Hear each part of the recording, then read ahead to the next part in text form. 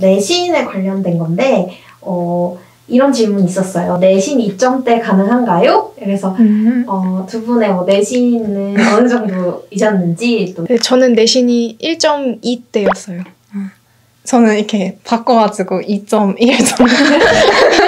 그랬는데 제가 경인교대 나중에 결과 모집을 봤는데 저 18학번 때는 2점대가 9명이었고 20학번에서 2점대 3명 그리고 19학번에서 10명 이렇게 있더라고요. 그래서 아예 불가능은 아니고 고등학교 때도 약간 막 설마 내가 되겠어 뭐 2점대인데 안 될 거야 이런 마인드보다는 그 소수가 내가 되겠다라는 생각으로 네, 끝까지 해봐야 되는 것 같습니다.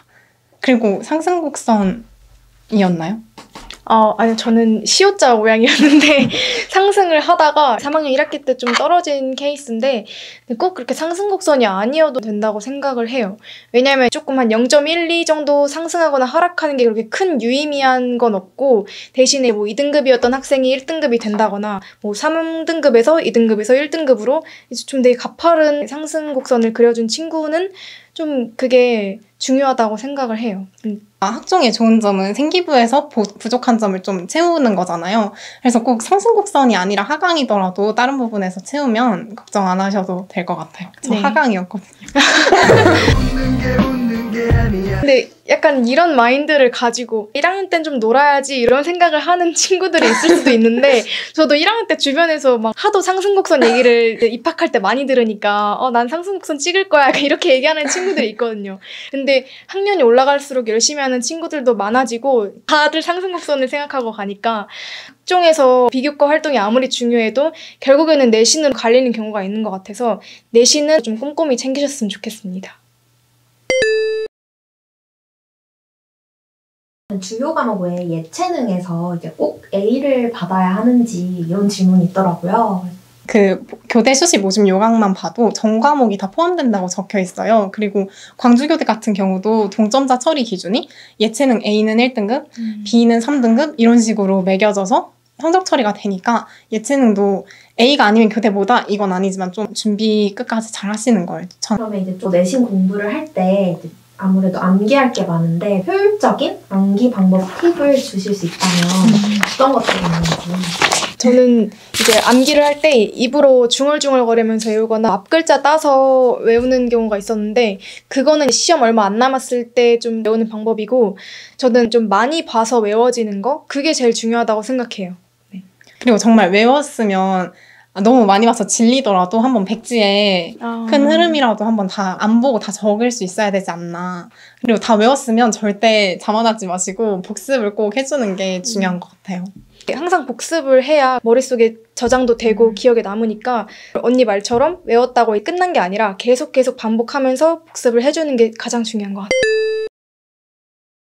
공부를 할 때 시간 관리 같은 것들은 어떻게 하셨는지. 저는 계획을 세울 때 애초에 그냥 시간을 아예 나눠서 뭐 7시부터 7시 반은 뭐 국어책을 한번 읽고 7시 반부터 8시까지는 수학 문제를 풀고 이런 식으로 애초에 계획을 세울 때 그냥 시간을 딱딱 정해서 세웠던 것 같아요. 타임테이블 그걸 이용해서 하면 아무래도 좀 내가 어디서 시간을 낭비하는지 알 수 있고 그걸 보고 이제 다음 날에는 또 같은 실수를 안 하면 되니까 계획을 세울 때 그렇게 시간을 좀 쪼개서 그렇게 사용했던 방법을 썼습니다. 가장 얘기를 하고 싶었던 거는 약간 그런 거 있잖아요. 나 오늘 야자 때 수학 여기까지 풀면 돼 라고 했는데 끝난 거예요. 근데 시간을 봤는데 20분이 남았네? 근데 난 집 가서 인강을 보고 문제를 풀라 했는데 그 인강이 40분이야. 그럼 약간 집 가서 시작해야지 이러잖아요. 근데 저는 그러지 말고 그냥 바로 시작하는 걸 추천해요. 그게 모여서 엄청 큰 시간이 되고 그러니까 네, 자투리 시간을 잘 활용하세요.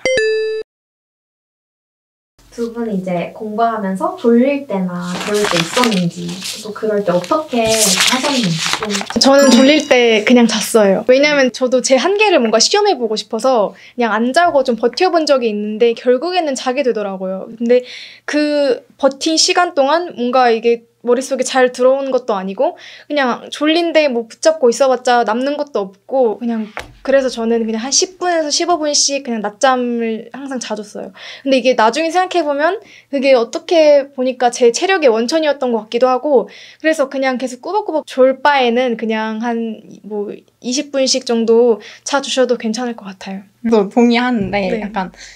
약간 좀 급하고 막 15분이라도 못 자는 그런 상황들 있잖아요. 막 바로 내일 내신 시험이고 막 그냥 지금 자면 진짜 정말 푹 8시간 잘 것 같고 약간 이럴 땐 기숙사에서 생활했는데 그 계단에서 신문지 깔고 앉아서 공부를 하면 잠이 안 오더라고요.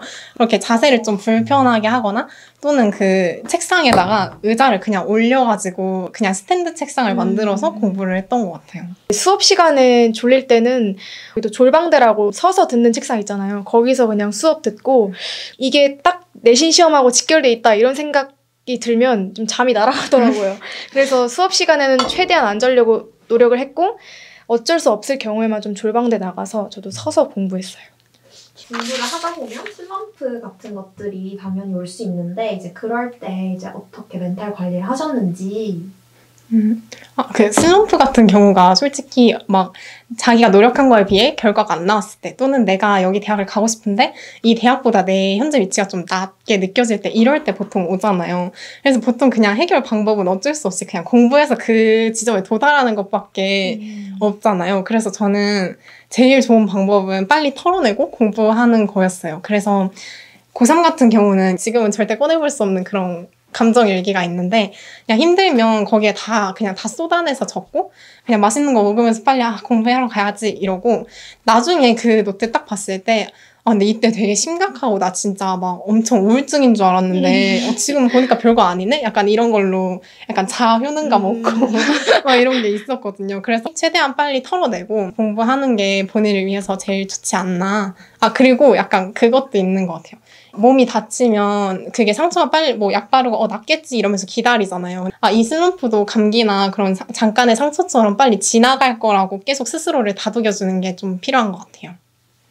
저는 좀 슬럼프가 자주 오는 편이었는데 그게 문제가 항상 시험이 얼마 안 남았을 때 슬럼프가 왔어요. 그래서 그때 공부를 안 할 수가 없으니까 저는 그냥 울면서 계속 공부를 했었는데 근데 울면서 공부할 때도 있었고 잠을 자기도 했었는데 잠자는 거는 정말 비추예요. 왜냐하면 잠을 자면 무기력해지고 내가 공부를 해야 되는 이 상황을 회피하는 것처럼 느껴지거든요. 그래서 만약에 제가 다시 돌아간다면 슬럼프가 왔을 때 그냥 노래 들으면서 운동해서 몸을 움직이거나 좀 그런 활동을 했었을 것 같아요. 저희가 고등학교 때 챙겨야 되는 게 내신이랑 사실 모의고사잖아요. 그래서 두 분은 모의고사는 어떤 식으로 준비하셨는지 또 특히 내신 기간일 때 모의고사 준비를 이렇게 병행하는 게 되게 어려운데 어떤 식으로 하셨는지. 저 내신 기간이 아닐 때는 국어 같은 경우에는 비문학 풀면서 그냥 푸는 감 정도만 익혀놨어요. 그러니까 글을 빨리빨리 읽어야 되니까 그런 연습 정도만 했던 것 같고 영어 같은 경우에는 학원에서 내주는 듣기나 그냥 모의고사 정도만 풀어갔고 수학은 그냥 평소에 풀던 문제집 계속 풀었고요. 내신 공부를 또 어떻게 했었냐면 저는 그냥 딱히 시험 기간이라고 정해놓진 않았고 그냥 시험이 끝난 후에도 바로 진도를 나가는 선생님이 계시잖아요. 그래서 저는 333 공부법이라고 해서 그 수업이 끝난 후에 3분 동안 복습을 하고 그리고 그 자습 시간에 당일날 30분 동안 또 복습을 하고 그 주에 했던 거를 몰아서 3시간 정도 복습을 했던 것 같아요. 이렇게 복습을 할 때도 뭐 그날 했던 것만 하지 않고 그 전날에 했던 거 하고 또 그 전전날 했던 거 하고 이렇게 누적누적해서 쌓이도록 하면 이제 내신 기간에 막상 공부할 게 많이 없어져요. 왜냐하면 이제 내가 계속 반복을 했고 내가 누적을 해왔으니까 내신 딱 그 얼마 안 남았을 때는 그냥 서술형에 나올 법한 거 외우고 예상 문제 뽑아보고 그냥 그 정도로 공부했던 것 같아요. 내신 공부할 때 저 같은 경우는 4주를 잡고 좀 이번 시험 범위가 좀 괜찮다 소화할 수 있다면 3주를 잡았는데 4주를 잡으면 3주 동안은 약간 공부하면서 계속 단거나 작업을 하고 1주 동안은 시험 바로 전날에 볼 거를 만드는 그런 작업을 하는 걸 추천드리는 것 같아요. 예를 들어 제가 했던 방법인데 약간 A4 같은 거 있으면 이렇게 반으로 접어가지고 약간 실수 노트처럼 본인이 실수하는 문제들 막 예를 들어 지구과학이면은 일단 하늘 나오면 방향 먼저 봐야 되는데 그냥 별자리 보고 마음대로 추측해 막 이런 걸 적어놓으면 그것만 보고 있으면 약간 자동 반사적으로 튀어나온다 해야 되나? 딱 시험 딱 들어갔을 때 아 맞다 나 이거 하는 위치 좀 잘 못 보던데 약간 이렇게 튀어나와서 실수를 좀 줄일 수 있거든요. 그래서 내신은 실수 싸움이 좀 크다 보니까 이 방법을 추천드립니다.